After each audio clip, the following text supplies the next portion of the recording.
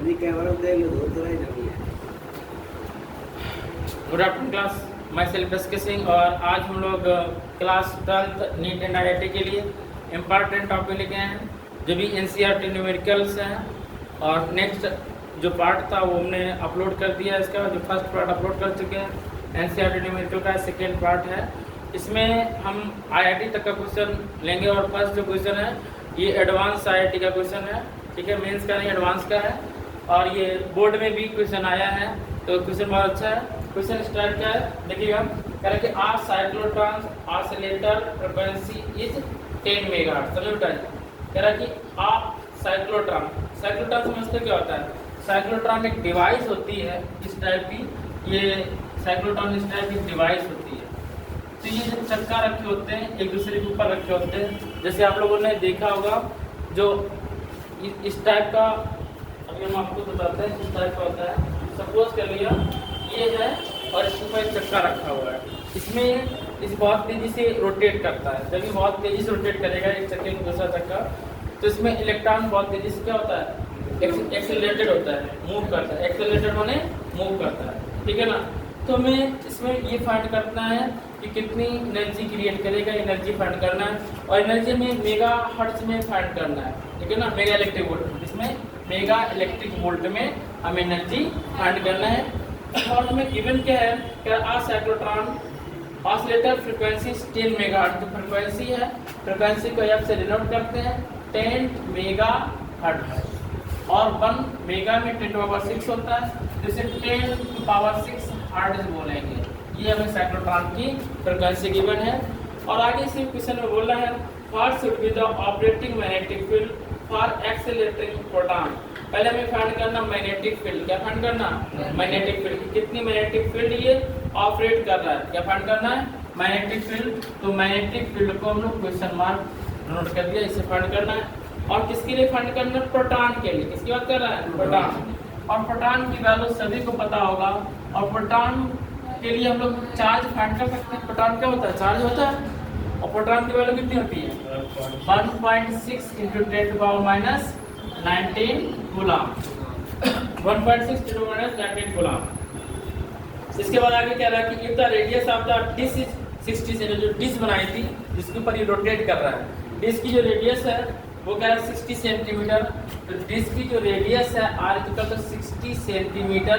इसको हम लोग मीटर में कन्वर्ट करेंगे 60 × 10 to the power -2 मीटर, ठीक है ना। आगे क्वेश्चन में कह रहा है कि what is the kinetic energy of the proton. Proton की हमें काइनेटिक एनर्जी फाइंड करना। क्या फाइंड करना है? काइनेटिक एनर्जी फाइंड करना है। किसकी? प्रोटॉन की। प्रोटॉन की काइनेटिक एनर्जी कितनी होगी? फिर कह रहा है कि what is the kinetic energy of the proton being produced by the accelerator. जो एक्सेलरेटर से प्रोड्यूस करता हो। और हमें जो एनर्जी फाइंड करनी है वो कह रहा है कि 1 mega electric volt. 1 mega electric volt equal होता है 1.602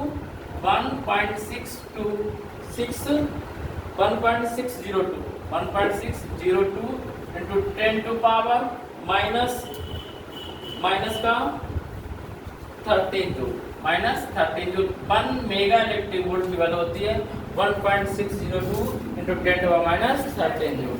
और मास ऑफ प्रोटॉन का सभी को पता होना चाहिए। कितना होता है मास ऑफ प्रोटॉन?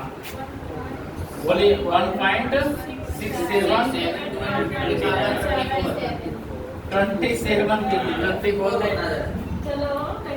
27 के लिए कितना होता है? 27।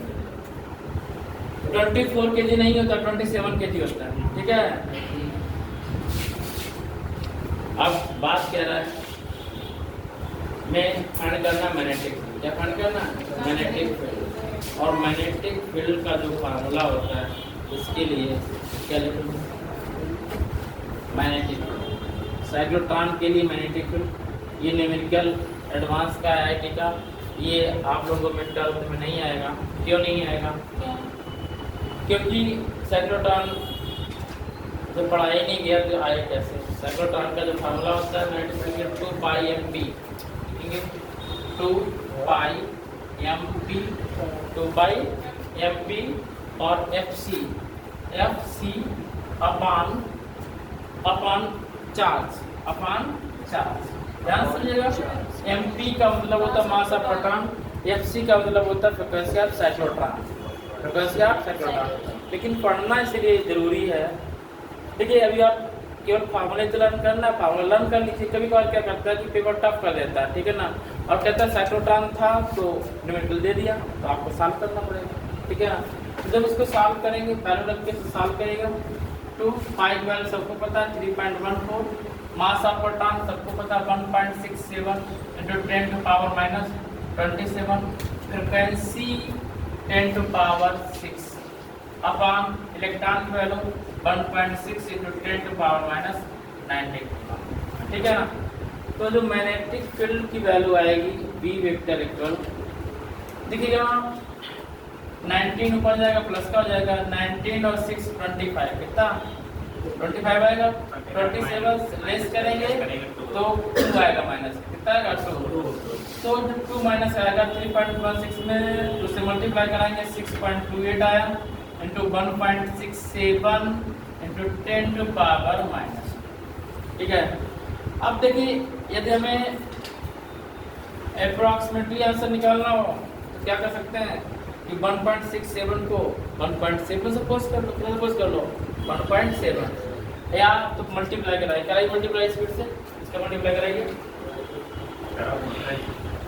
जब इसको सॉल्व करेंगे 66, एक मिनट ध्यान दीजिएगा, 1.6 से डिवाइड कराना था, किससे 1.6 से, तो 1.6 से डिवाइड कराएंगे तो पॉइंट से पॉइंट रिमूव हुआ और यहाँ 160 हुआ, 1 टाइम जाएगा और समथिंग क्या रहेगा, बोलो 1.67 में 1.0 समथिंग कुछ आएगा, ठीक है ना। जब इसको सॉल्व करेंगे अप्रॉक्सीमेटली 1 बचा, ये कितना बचा 1, तो 6.28 कितना आया 6.28, कितना आया 6.28। अब ध्यान देंगे 6.28 है और जब वैल्यू रखा FC की 10⁻6, बेटा ये 10 और है, ये भाई मेगा में 10⁻6 होता है और 10 और ये था, अब 10 था कि नहीं था, तो 10 से मल्टीप्लाई कराते हैं 10 से, ठीक है ना, 10 से और मल्टीप्लाई कराते हैं, तो इतना आया 6.28 × 10⁻⁻, इसकी प्लस पावर है, तो D की वैल्यू क्या आएगी 0.628 टेस्ला। ये पॉइंट माइनस का बढ़ाएंगे, पॉइंट इधर बढ़ेगा, ठीक है ना, 6.28 टेस्ला। नोट हेलो, देखिएगा साइक्लोट्रॉन के लिए जो काइनेटिक एनर्जी होती है वो Q² B² R² अपन Q² B² R² upon 2 M, क्या होता है, ठीक है। अब देखिए इसे आप लोग खुद ही कर लेना, इसका आंसर निकाल लीजिएगा। हम केवल वैल्यू पुट अप कर दे रहे हैं। Q की वैल्यू जो प्रोटॉन की वैल्यू है 1.6 × 10⁻⁻19 का स्क्वायर और D की वैल्यू 0.628 है, लेकिन हम केवल सिंपल करने के 0.6 का स्क्वायर ले रहे हैं, ठीक है ना। रेडियस ये है 60 × 2 60 × 10⁻⁻2 का स्क्वायर अपॉन 2 और M की वैल्यू है 1.67, 10⁻, यहाँ प्रोटॉन ही लेंगे 10⁻⁻27 kg में होता है बच्चा 27, और जब ग्राम में चेंज करेंगे तो वैल्यू कितने जाएगा -24, ठीक है ना। 1 kg में 10⁻³ होता है, -3 1 kg में 10⁻+3 होता है ना, और जब +3 कर देंगे तो 24 आएगा। आप जान लीजिएगा काइनेटिक एनर्जी 1.6 का स्क्वायर 2.56 10⁻19 का स्क्वायर नहीं, 19 का डबल करते हैं 30। और 6 का 36.36 और 60 का 3600 इंटू 10 टू पावर माइनस का 4 by 2 into 1.67 10 to power minus 37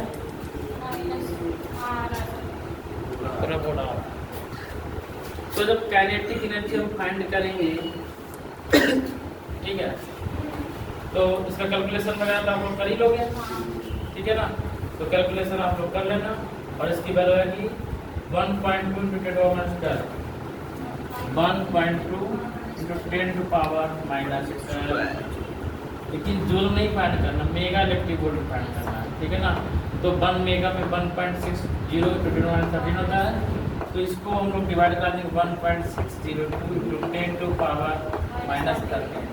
तो जब इसको सॉल्व करेंगे माइनस 13 है ना, माइनस 13 ऊपर जाएगा प्लस 13 आ जाएगा, तो 12 हो जाएगा। 12/16 करेंगे, कितना करेंगे 12/16 करेंगे, तो अप्रॉक्सीमेटली 7 मेगा इलेक्ट्रिक वोल्ट आता है ना, 7 मेगा इलेक्ट्रिक वोल्ट, ये आंसर आया। तो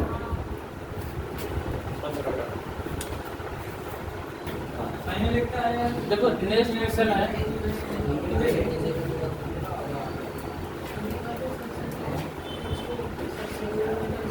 state horizontal conducting rod of length 0.45 metre. State horizontal conducting rod 0.45 metre. कह रहा एक रॉड है, ये है रॉड और इसका जो लेंथ है कितनी है 0.45 मीटर, 0.45 मीटर। ये एनसीईआरटी का क्वेश्चन नंबर है 4.21, मतलब जो 4 चैप्टर है 21 क्वेश्चन है। और कह रहा है कि state horizontal conducting rod of length 0.4 metre and mass 60 gram. इसका मास कितना है 60 ग्राम।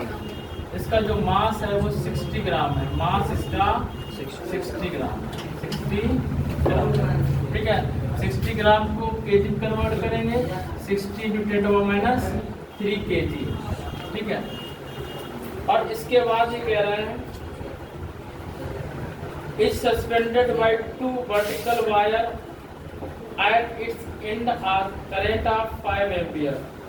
इसके एंड पे जो करंट है वो 5 एम्पियर है, इधर करंट 5 एम्पियर है, इधर करंट 5 एम्पियर है और इधर भी करंट 5 एम्पियर।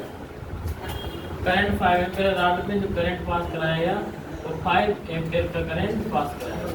और कह रहा है कि इसको सस्पेंडेड किया गया है, ऐसे लटकाया गया है ऐसे, ठीक है ना। और ये जब लटकाया गया है तो यहाँ पे टेंशन रहेगा और जो स्प्रिंग है 2 एंड पे लटकाया गया इसको, अच्छा रॉड को लटकाया गया, वायर को नहीं किया ऐसे। Tension T1, tension T2। और कह रहा है कि टेंशन को निगलेक्ट सपोज कर लिया जाए, टेंशन को सपोज कर लिया जाए, निगलेक्ट सपोज कर लिया जाए। तो हमें क्या फाइंड करना, फर्स्ट कह रहा what magnetic field should be set up normal to the conductor in order that the tension in the wire is 0। Tension wire क्या कहते हैं 0 कर दी जाए। तो हमें ये पता करना है कि मैग्नेटिक फील्ड कितना होगा, क्या फाइंड करना मैग्नेटिक फील्ड। तो आपको पता है कि जब कोई रॉड सस्पेंडेड की गई है, लेंथ है, सब कुछ है इसमें, ठीक है। तो जब कोई बॉडी नीचे की ओर होगी तो ग्रेविटी लगेगी नहीं लगेगी, तो इसमें 2 फोर्स लगेंगे, F इक्वल ग्रेविटेशनल फोर्स और ये मैग्नेटिक फोर्स है, ठीक है। और मैग्नेटिक फोर्स क्या होता है आपने पढ़ा ILV, पढ़ा ही नहीं पढ़ा ILV, और ये क्या होगा mg, ठीक है। G क्या है ग्रेविटेशनल एक्सीलरेशन। अब मैग्नेटिक फील्ड फाइंड करना V इक्वल टू mg/IL, ठीक है। m की वैल्यू 60 इंटू 10⁻³ G की वैल्यू 10 सपोज करो, 10 गिवन भी है हमें, और I की वैल्यू 5 एम्पियर है और L की वैल्यू 0.45 मीटर और 12 5 जा 60, 5 2 जा 10, 5 9 जा 45, 3 3 जा 9, 3 4 जा 12, ठीक है ना, 4 2 जा 8, 4 2 जा 8 और ये पॉइंट हटाएंगे तो 0 यहाँ इंक्रीज कर देंगे अपॉन 3 और -3 है ना यहाँ पे, तो -3 पॉइंट यहाँ लगा दो, ठीक है ना।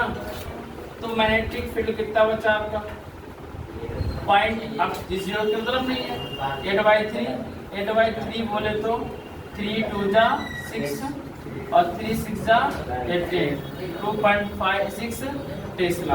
ये क्या आया मैग्नेटिक फील्ड 2.6 टेस्ला, ठीक है।